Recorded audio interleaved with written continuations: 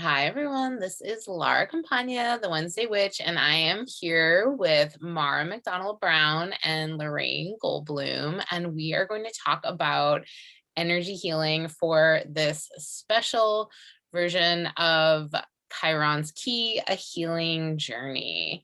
So thank you so much, Lorraine, for joining us. This is only the second in what we hope will be an ongoing series of discussions around topics of healing, astrology, therapeutic practices, and magic, and lots of other good stuff. So yeah, Great. Thanks welcome. for having me. I'm very excited. And I've been following you. Laura, I'm a fan.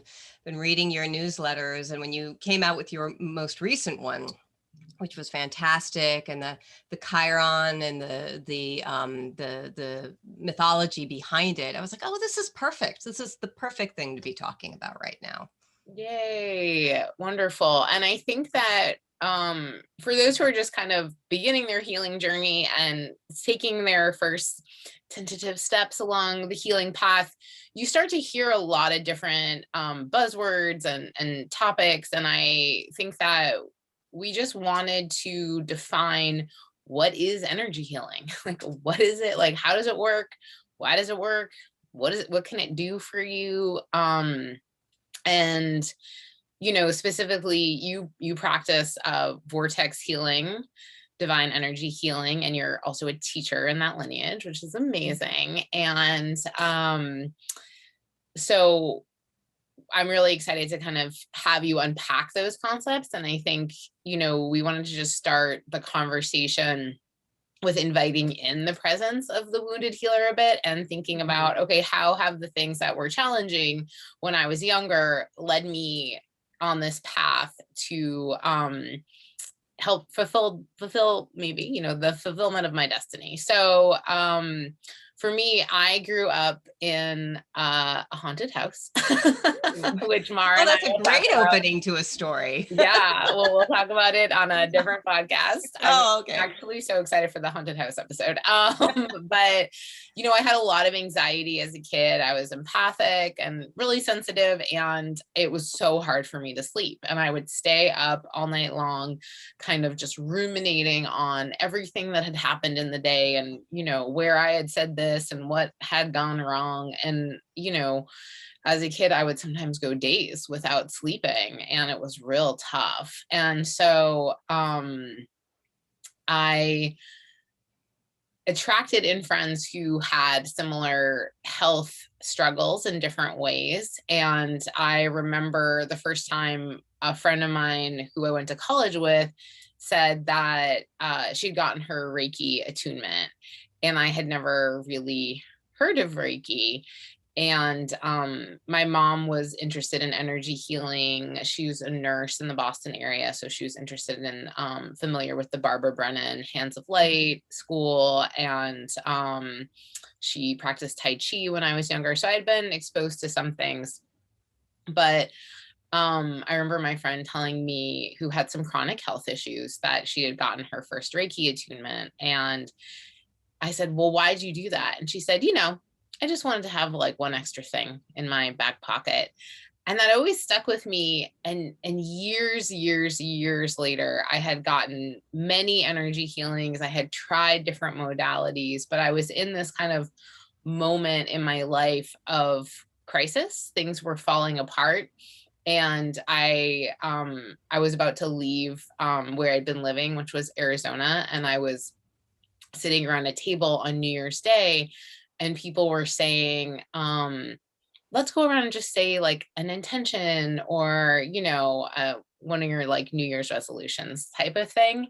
And these were people I was really close to, and I was about to leave them and never see them again, and they didn't know it. So it was like this very terrible moment, and like a moment of a lot of loss. And I just sat there, and it came to me, and I just said, I'm going to learn Reiki this year. I'm going to get my Reiki attunement.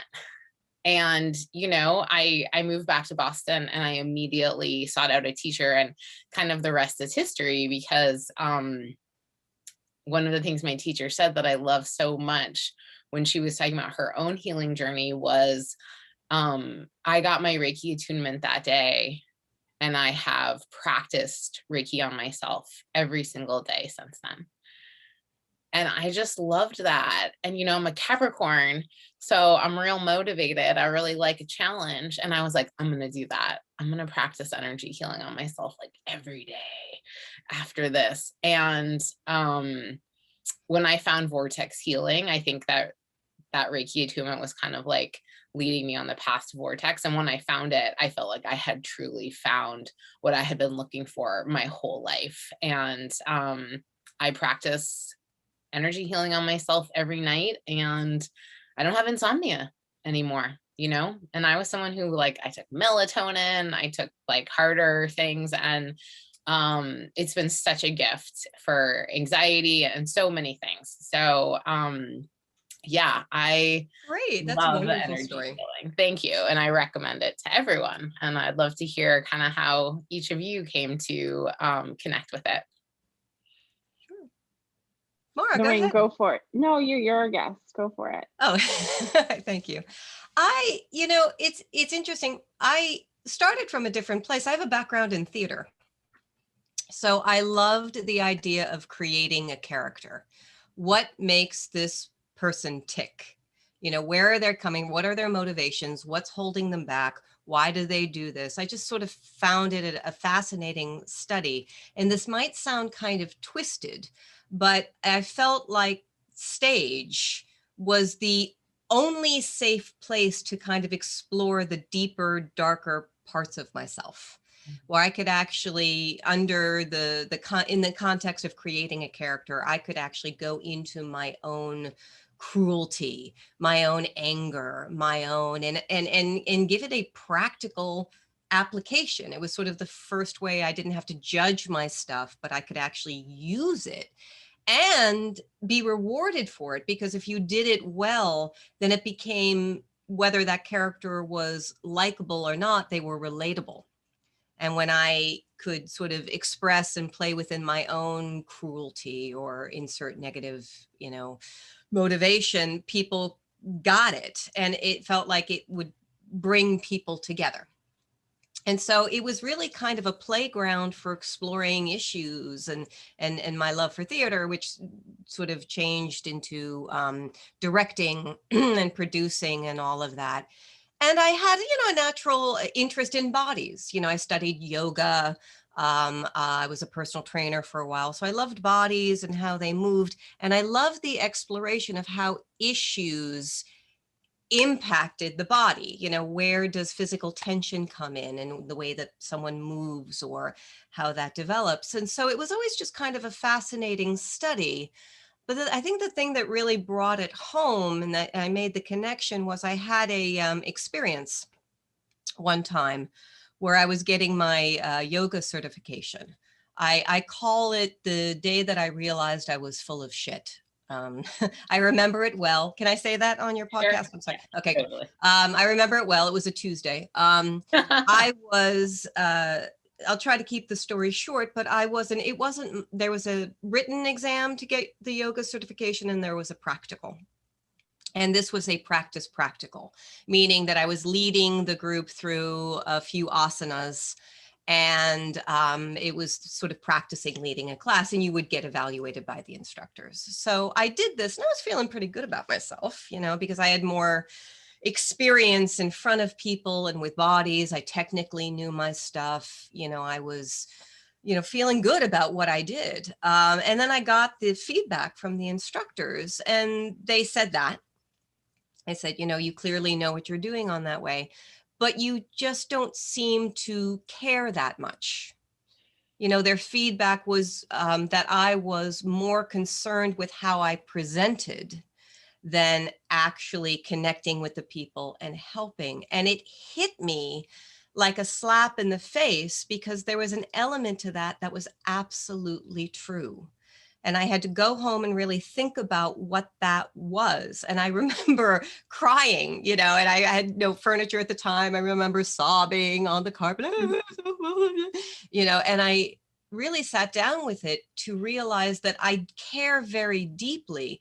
What was getting in my way was my own insecurity. that a fear of not being good enough, a fear of not being competent in a particular way was bringing tension, right, to my presentation.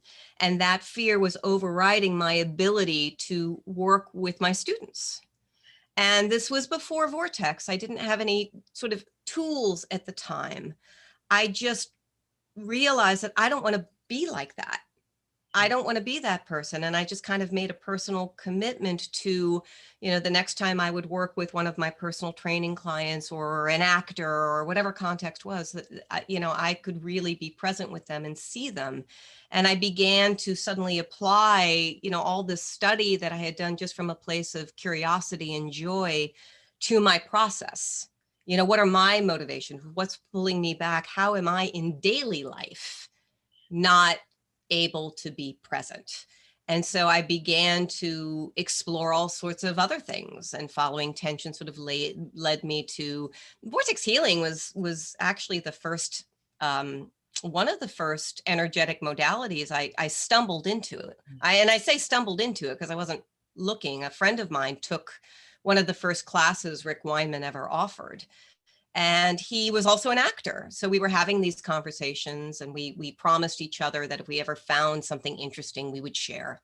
And he came over to my tiny 250 square foot West Village apartment.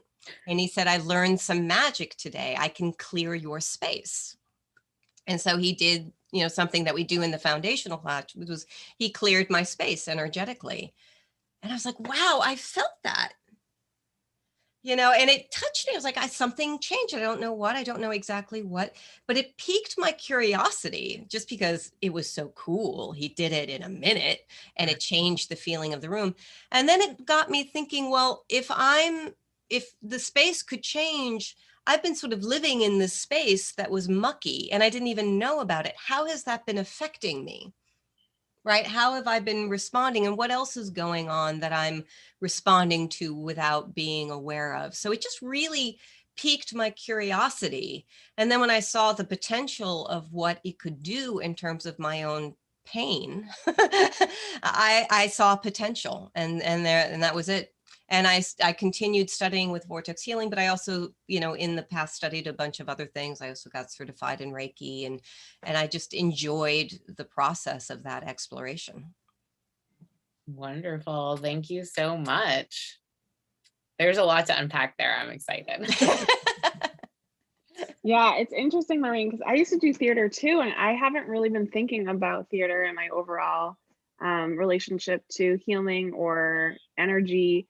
But when you were talking, I was remembering just how there is so much magic in theater and embodying a character and not really knowing where things are coming from. And I really relate to just, I think theater for me served as a tool to really process a lot of what was happening in my life that I wasn't able to process anywhere else. Yeah. And it was really, really healing for me and really served a purpose that I think I've forgotten about. So I really appreciate that you brought that into the space, because it's just a really lovely reminder.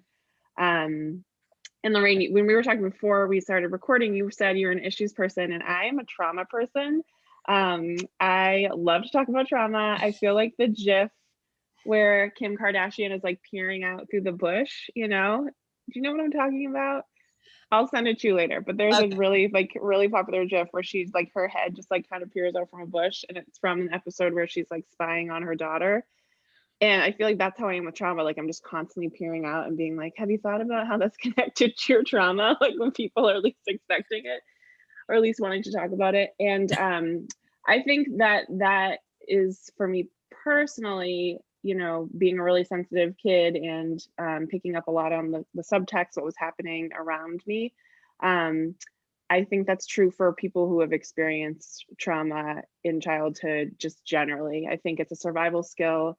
I think I've heard before people say what came first, the psychic gift or the trauma, which relates a lot to our Wounded Healer kind of series. But I think that folks who have experienced trauma, as a general rule, have this real kind of super magic skill of really being able to pick up on the energy in the room and pick up on what is not being said, because they had to, Yeah. because they had to The anticipate. survival mechanism. Right. Yeah. Yeah. And I mean, I think, we'll get into this more, I think, Laura, as we go through the podcast. But trauma can, be described a million different things. But I think just the general feeling of like not being safe or secure or seen in your life can fall under that umbrella. And so I think like trying to read into or pick up on the cues that am I safe? Am I secure here? Do people see me? Is what was my first kind of understanding of what energy could be, because some people might be saying one thing, but the tone or the felt sense was totally different. So I think in terms of energy healing, I think there's been times in my life where I've really been drawn to it in different ways. But I think that the most kind of like startling, shocking experience I had to know that energy healing was like a bona fide thing was I was probably like 23, and I went to a workshop that was facilitated by, it was like a healing workshop. I don't even know how I ended up there, but people were like much more in their kind of woo-woo journey than I was at the time. And there was this woman who had like stayed up all night, and she said she'd been doing like what I think she was probably doing now was like magic stuff, right? But I don't know that she said at the time, and her energy was all off. And then there was like this energy healer that was in the group, and she was like, oh no, you did something. And she like put her hands on top of her, and I saw this person who had been staying up all night doing magic that was probably out of her league physically change. Like it was the most remarkable thing I've ever seen. Like she like literally physically like something left her. And I was like, oh shit. Like, I was like alone in this workshop. I wasn't there with anyone. It was a profound experience, because I think I had like been really curious and interested and like read a lot, but I had never seen like this physical sort of transformation done through energy healing before. So after that, I think I just was much more like convinced, that it was just as important as what I was studying at the time, which was psychology and therapy and kind of the more traditional American approach to healing. And just to wrap up, I think where I'm at now with it is like life is so mysterious, and I feel like for my profession as a social worker, and just kind of like what life has taught me the hard way, is like I need to have a ton of humility.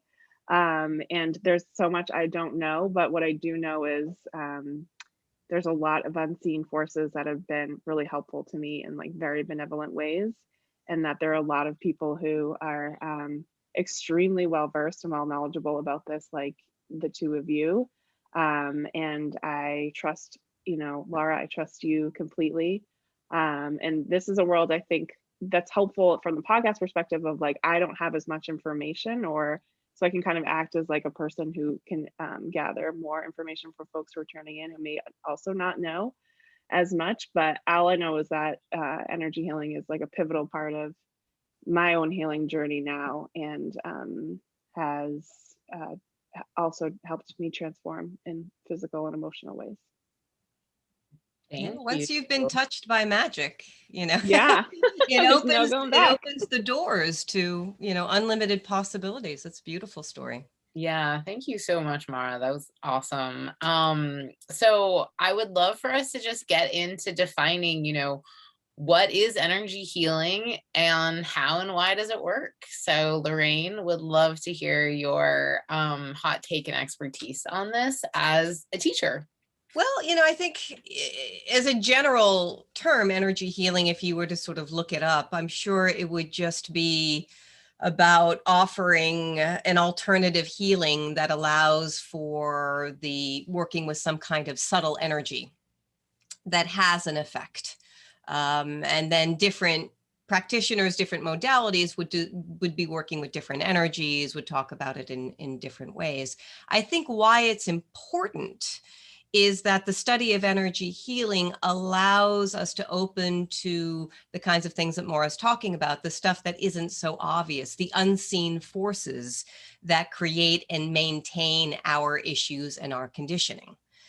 So sort of recognizing that things can change on a subtle energetic level and translate into practical, physical, emotional, psychological results, is where our curiosity gets piqued, right? Because we're looking for ways to understand the bigger picture, and we're looking to heal.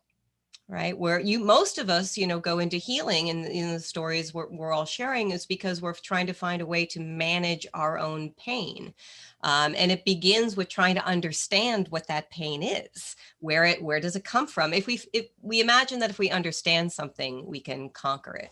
I know it's silly, but we do, and so that's where we start, and that is a very helpful process. And so by working with and beginning to understand this subtle energy that is not only something that we work with, but is part of our makeup, becomes a study. And then people sort of apply that. Sometimes they're working with energy within the form, within the body, pathway energy, meridians, or that kind of thing, or chakra energies, or very often an energy healer is going to bridge through a different kind of energy intended to create some kind of release or bring balance to the system. So, all sorts of interesting people out there doing all sorts of interesting things. And sometimes that work is effective, sometimes not, depending on who they are and what they're doing. But if it's done well, at the very least, it's going to open our awareness to what's going on with our own physical body, within the whole of the energy system, and the possibility for how that can transform. Vortex healing is unique in that it doesn't just work with energy, it works with consciousness, which is a very different application. It works with how, and I think you'll appreciate this more doing, having the psychology background that you do. Every issue we have is not, issues are complicated. I don't want to segue into another topic, but, they show up in the body and the system in many different ways. They create conditioning, which is a term we use to talk about how it impacts the form. A good issue is going to have a physical expression. It's also going to have a psychological expression. It's going to have an emotional expression. An issue like grief, all right, you're going to see that in the physical body. You're going to see that in the personality. You're going to see it in many ways. And so with all of that, you need to be able to address that on all of those levels. To be an effective healer, you're going to have to address that issue on a physical level. You're going to have to address it on an emotional level, on a psychological level. So energy comes in to do that. But if you're really going to get there, you have to work with that consciousness component, that place that creates an identity, because our issues don't just create sadness in the form, they create an identity, a place in us where we say, I am sad, right? I am angry. And so we experience our issues as part of ourselves, as an aspect of ourselves. So in the energetic component, we want to sort of address all of that conditioning. The consciousness component is where we have an opportunity to see where we're living that issue as an experience of ourselves, as an experience of our life. So an effective modality is going to incorporate both energetic aspects as well as the consciousness aspects. But it's a wonderful means of exploring, everything that holds an issue together. Thank you. Yeah, I love that you brought in the consciousness. And I think just to kind of for those who have never experienced energy healing and who don't have any kind of basis or framework for this, we have an experience of being material, in material form, physical body. Here we are. One of the things that's been so hard about the pandemic is that I can see you through this technology, but I can't touch you, right? However, we are made up of energy, and that energy is not constricted by time or space. And even though I can't physically touch you, I can send you energy across a distance. And that, I think, is really amazing, because it speaks to me, the very magical part is that it speaks to the fact that we are all connected. Mm-hmm. And that we're having an experience of being a particular individual with a physical form and an identity and a family and a lived experience. But there is something transcendent. And this is very Pisces season, so I'm really excited that we're having the conversation about magic and transcendence and what unites us all at the beginning of Pisces season. But you know, and when we think about Pisces as the primordial womb that we were all gestating in, and to which we will all return ultimately, you know, the source of creation. And there is that sense in us that that sense of oneness. There is, even for, you know, those who are not as interested in these kind of topics, that sense of like, there's something that connects us, right? Yeah. And so it's not, it can't be proven with scientific methods as much, although, you know, I'm located in Boston and there's a lot of wonderful studies on mindfulness and Reiki and in hospitals now and things like that. But yeah, for those who have never experienced energy healing, it can be very powerful to have someone lay their hands on you and suddenly have their hands get very hot because they're channeling. I remember this man when I was doing my Reiki attunement and I gave him a healing and he said, "Oh, a terrible heat came out of your hands." English wasn't his first language, but I love that kind of idea that like the heat was intense when I wasn't doing anything, you know, I was just channeling. But so for those who have never experienced it, energy healing is very powerful in person. It can be, but also it's very powerful at a distance. And I've seen Lorraine give classes and channel energy for 70 people who are located all over the world. You know, like, how is that possible? That's magical. So I just kind of wanted to add that for those very who magical. like And I think you're touching on something. I'm sorry, I didn't want to cut you off. Go ahead. Yeah, go ahead. I think you're touching on something very important that drives a lot of us to explore energy healing. One is to work with and manage our own pain. You know, we're looking for an alternative to how to, you know, work with our own sort of pain, our own trauma, whatever is going on with us. And the other is the thing that you're pointing to is this deep understanding that we all have, that we are all connected, but even more so that we are all one.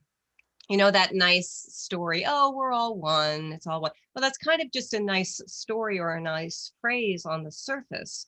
But if you really sort of get into that, you know, there's something deep in us that actually knows we are part of the same thing. We are part of the same world. We are an expression of creation. And so, you know, consciousness is a word that's tossed around a lot and, you know, could use some definition, you know, because you can use that word in different contexts. But, you know, consciousness is really part of the fabric of creation. And as you're pointing to, you know, it's within everything. And so therefore it becomes possible. The reason I can work on you in Massachusetts or work with students in Argentina is because we are fundamentally not separate. Right? It's not just that we're connecting, it's that we're fundamentally not separate. I call this functional oneness, when you can actually fall into an experience of being the one. You know, and that's the thing that is rough about our issues, because our issues, our physical pain, our emotional pain, our psychological trauma, they lend themselves to an experience of separation. They emphasize, I'm in pain, I'm an individual in pain. This is my story of being in pain. And our issues make it very hard to remember, recognize the oneness that's always there. Mm-hmm. So very often, you know, we work on our issues first because we're in pain and they hurt. You know, that's what drives us. That's what we go. But as we continue that journey, we begin to realize underneath this, what you're pointing to is that fundamental oneness that is throughout. You know, and that's where we, you know, there are energy healing modalities that work on just sort of getting better. And that's a lot. that's very profound. But if you follow that thread more deeply into something like vortex healing, then you're going to find a lineage that's also more about awakening, which is rediscovering that oneness that you're pointing to. And that's why magic is possible, because it's kind of always there. Yeah, thank you. And I think that for me, Reiki was something that was so helpful because it kind of alleviated anxiety or certain pain in my body. And when I have an experience of greater freedom physically, then it can change my consciousness, right? Yep. But with vortex healing, I found that I would have releases. I would have physical and like really deep energetic releases, but I would also have shifts in consciousness that would then allow me to behave differently, right? So that, and you can probably speak much more to this, Maura, but a lot of the times I think in Western society, we approach things like, all right, you got to make up your mind, you're going to change, and then you've made the decision in consciousness, and then physically you're meant to live it out.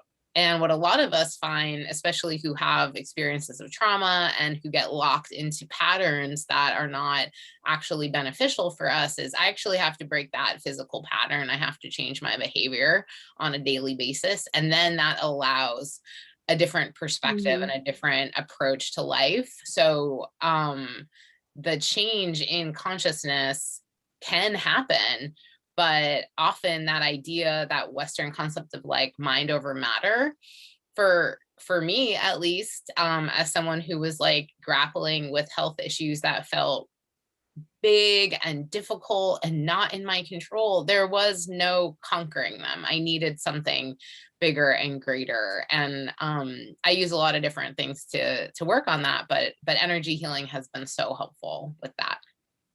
Yeah, it's interesting because like you're describing CBT, basically cognitive behavioral therapy. And I think it's interesting because CBT for so long was like the shining star, shining pupil in the mental health field of interventions, and insurance really likes CBT because it's the exact approach that you're describing, that like this is an intervention that if we just tell people and help them understand that what they're doing isn't working, then they're going to change. And I think like that's like, it's like almost cute, it's almost endearing, like that's so sweet that you think that's how any of this works. But what's interesting is that, a lot of people think that CBT is so effective, it's because of the relationship, that it doesn't really matter what the intervention is. What it boils down to is this relationship between the therapist and the client, where I think what we were talking about at the beginning of our conversation is like where your kind of stuff can be seen in totality, where there's a space where you can be like both see that your issues are separate from you and also start to develop and cultivate some compassion for your issues, and then integrate that back into your sense of yourself in a new and different way that allows for some space, that allows for some de-identification with your issue. And then I think, Laura, you and I have, I think, similar kind of joy in finding out that the action is, what is the phrase that we're always saying? Oh, you can't think yourself into right action. You have to act yourself into right thing. Yes. Ooh, that's good. Like, it's a good one. Yeah. Well, like good. what like that still that like continues to blow my mind. But I think to your point that that is just not how I think we really think, and this is where we can get hung up with our friends and our loved ones who just keep doing the same thing over and over again. Is like, but it's not helping you. Yeah, and that doesn't work. Yeah, thank you. Therapy does something very important, that it provides a safe space, number one, where you can explore this stuff.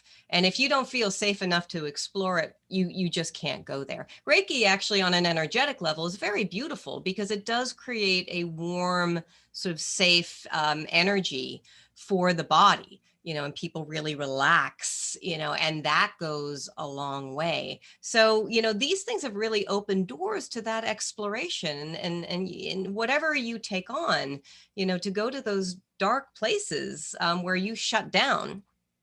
you know, you need to feel safe doing it. And the more you can support yourself in that way, you know, the further you can get. Yeah, I just wanted to share this brief story about my experience with CBT. For those who have heard that idea that like you just have to change your mind and then you'll change your behavior, and have felt like then there's no hope for me. Because I was seeing this. I mean, truly, it's very discouraging when like professionals are like, here's an idea, and you're like, okay. Yeah, or if they're like, you're doing this because your dad didn't love you, and you're like, oh, cool, okay. I'll just tell him something else or rewrite that. But you know, I was seeing this really fabulous therapist in San Francisco in my 20s, and I chose her because she had hit like expertise with eating disorders and all these topics that I really wanted help with. And we were talking about some of my negative thought patterns. And she said, okay, well, every time you think that thought, something like disparaging about myself, you know, in my 20s.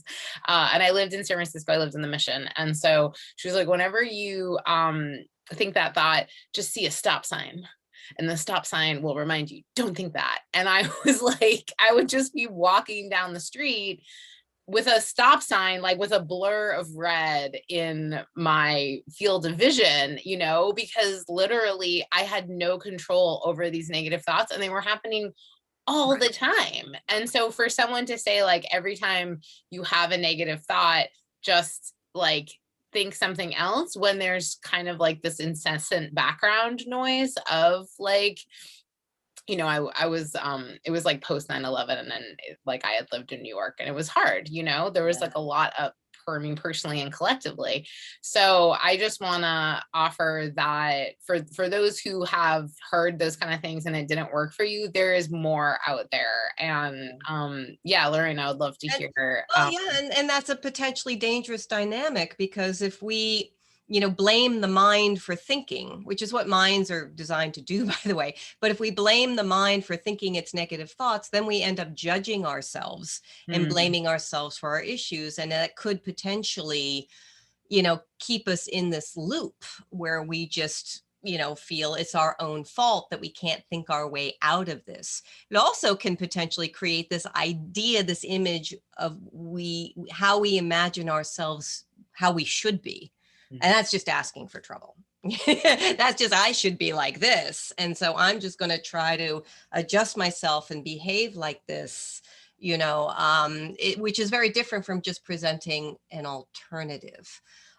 So when the mind is most useful, and when my understanding of how this, you know, the behavioral therapy works, when it works well, it brings awareness into those patterns, which is very important, because that breaks the first step of your identification with an issue to watch yourself doing it. So any framework that allows you to do that in a safe way without feeling judged is incredibly useful. And so, you know, it can work beautifully with alternative medicine to be in therapy. They're a wonderful combination when they're done well, you know, but everything has its trap. You know, and then we can potentially just blame ourselves because we can't think ourselves better. Yeah, thank you.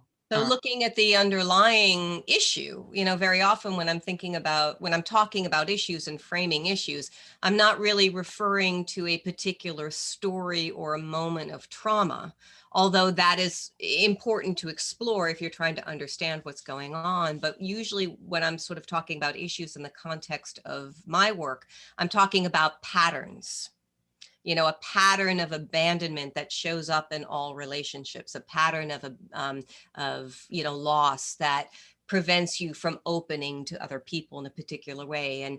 And talking about it in patterns helps it, one, to recognize the practical application of the work and how this can be transformative on a life level. And it also is less threatening. It's less, I hate to say this, but romantic. You know, when we talk about our stories, we're kind of fascinated by ourselves, and we can sort of get stuck in, I hate to say this, but validating our issues as opposed to wanting to be free of them.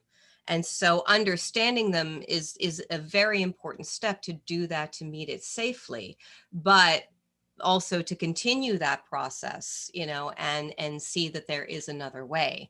So recognizing how our history holds us on many levels, how they create patterns, it's part of the bigger picture, and in going to exploring in all the different ways that an issue is held in the system, on a physical level, on an emotional level, in the chakras and the energy pathways, releasing that conditioning and breaking that identification allows for space that, oh, I don't actually have to be stuck in this pattern anymore. I don't know what the new thing is necessarily, but it doesn't have to be the old way. It allows for more presence. That dynamic that you're used to playing out with your mother actually doesn't have to be that way. If you're willing to drop your pattern, if you're willing to drop your role in it, that can potentially change the whole dynamic. Because the scene that you're playing with the other person, back to my acting history, has just changed. So that opens a lot of doors for transformation. It also allows us to see each other and ourselves more clearly. We stop seeing our loved ones through our own history, and we can sort of see them as they are now. And that brings more presence to the table. And I find that people respond well to presence, just as we want to be seen and heard. The people around us want to be seen and heard. And when they felt seen and heard, because we have the capacity to do that, that changes relationships, or changes our experience of life. And so it becomes a truly, when we can sort of go to that level with it, it becomes a truly transformative experience to heal. It's about, in a way, presence becomes the master healer. Because that's kind of what we're going for. We're trying to sort of get our stuff out of the way so we can really be present in the moment with ourselves and with each other. And so we work to drop everything that's in the way of that. And then that becomes, a freedom to experience life in a whole different kind of joyous way, because that joy is more about a recognition of the grace that's playing all the time. It's a recognition of the oneness that's already there. And in part of talking about vortex healing, I often describe it and demonstrate it as a healing modality because it's very effective that way. It works on what ails you, what's your complaint, physical, emotional, yeah. But as we begin to get our issues out of the way and we begin to sort of clear the decks, the deeper healing is actually that presence. And that is sort of the awakening element that we talk about in vortex healing, is recognizing the oneness that's already there, not trying to transform into something else, not trying to become someone else, not trying to fit the mold of what we imagine a healthy, happy person to look like, but actually just truly be present and enjoy life from there. It's kind of what we're all going for in the end. Yeah, thank you. That's so beautiful. And Maura, I'd love to hear, how you see energy healing as a complement to therapeutic practices. But I don't know, Lorraine, if you want to unpack a little bit more about the history of vortex healing, or how, one of, I think the things we wanted to just kind of establish was energy healing works. Why does it work? How does it work? So if you want to add anything more to that, or Maura, if you want to share. No, Maura, please, because we have a number of doctors and nurses and therapists, who study vortex healing. And so I've seen and heard tell how it's a great complement, but I'd love to sort of hear your experience of this as someone who's active in that field.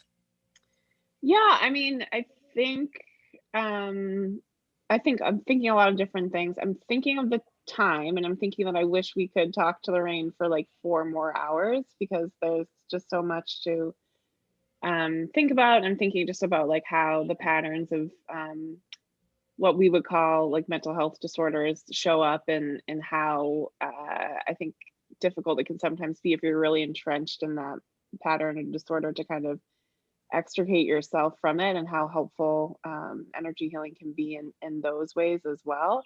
But I would say, I just like, as a kind of general response, and kind of the most fundamental is just what you're talking about.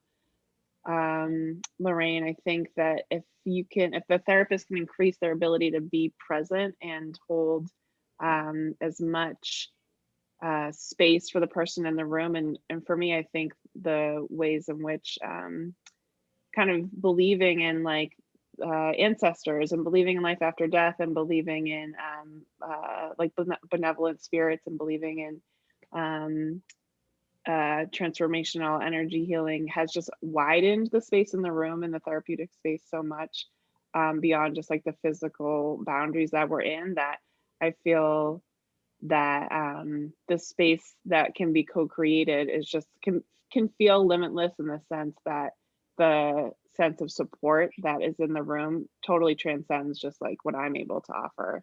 It's just this like real container of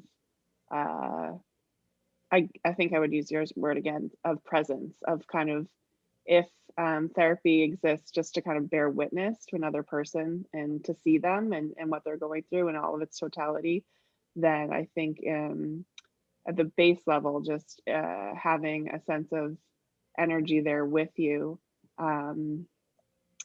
increases that like sense of being seen tenfold. Yeah. So I mean, I think I have a lot of questions about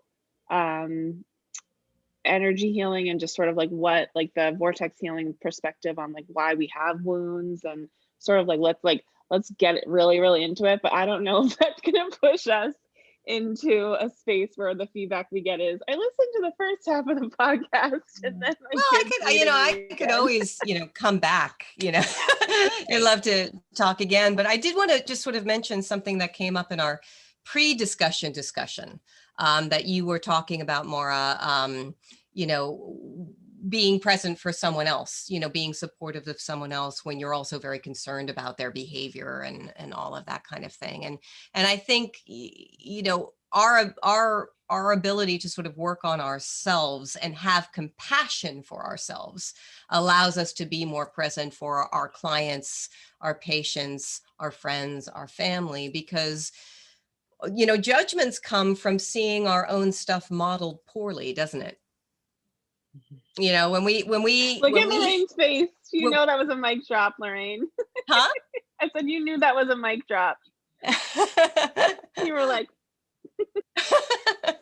well, I think when we're uncomfortable with our own pain, it's very hard to have that kind of compassion for other people. No matter what we say, no matter what we do, even if we say or do the right thing, we're uncomfortable with witnessing someone else's pain when we haven't made peace with our own. So if we really want to bring that kind of compassion to the table, we need some means, some safe, supportive way to explore that on many levels. So it's interesting, just as talking about, being a therapist and what you want to bring to the table and what you want to sort of share with the world, that begins with us, doesn't it? It begins with our own journey. And although we're never a finished product, I would never claim to be done with my issues. As you go through life, you can break some of that identification, and that suffering becomes that identification with the issues, doesn't it? It's not just that you have something going on. Do you live from that? Do you experience the world through that filter? That filter can come down.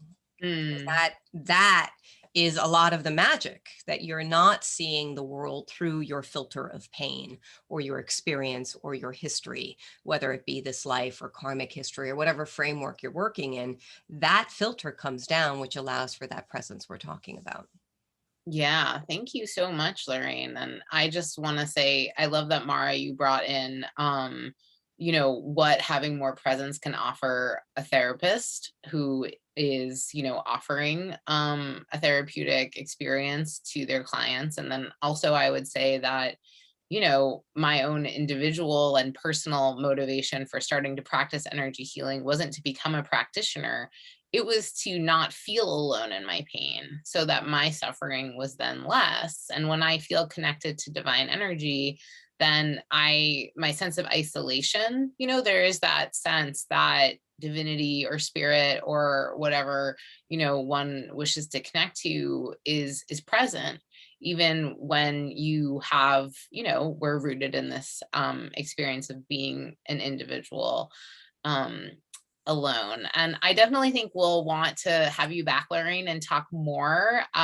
If there is anything else you'd like to say in particular about maybe, you know, why energy healing works, or in anything in particular about vortex healing to kind of close with, I think that would be really great. Just to touch on, there's a lot I could say, but, you know, just to touch on the point you just made about, you know, working on your issues helps you feel less alone. You know, that's why I'm so grateful for community, you know, and, you know, working and knowing people who work on their stuff, and, you know, we have a context for that. And, you know, vortex healing is taught all over the world. You know, we have only 6 facilitators, but we do get around. You know, I teach East Coast, you know, New York, Toronto, Massachusetts, Virginia. I teach a little in the Midwest as well. We have, you know, sort of West Coast teachers. We have London and Holland and Finland and, you know, Argentina. And there are people all over the world who are interested in waking up, you know, and on coming together and supporting each other in that way. So it is an extraordinarily difficult time, of course, but it also allows for so many opportunities for us to come together in new ways and share that process in a safe and productive way, to share what we are working on and come together to support each other. So the potential for healing, you know, is unlimited as far as I can see. So I'm very, very grateful to Vortex Healing and other communities for that, and for you and shows like this that it allows for a way to sort of talk about that. Fabulous. Well, thank you so much. And where can people find you? People can find, you know, there's a main Vortex Healing website, vortexhealing.org. If you're interested in, you know, my area, East Coast, Midwest, I have LorraineGoldbloom.com. So you can check out my schedule and classes. I also do a lot of events. I have free events coming up to help introduce people to Vortex, where I give more of a deeper overview of the history of Vortex Healing and all of that. And I have 2 events coming up, one on March 24th and one on April 20th. So you can check those out and receive a healing. Yeah, fabulous. And for those who are interested, I think they should know that if you want to learn energy healing, vortex healing is an amazing modality. It is a 5-day training because you really get a lot, but it is life-changing, I can attest. So, and you have, I think, one coming up, you said next month. Yeah. So yeah, folks should check it out. But yeah, thank you so much. This has been great. Thank you. It's so Thank lovely you, Lorraine. to know you. Wonderful. All right. Well, we thank everyone for joining us and look forward to next time.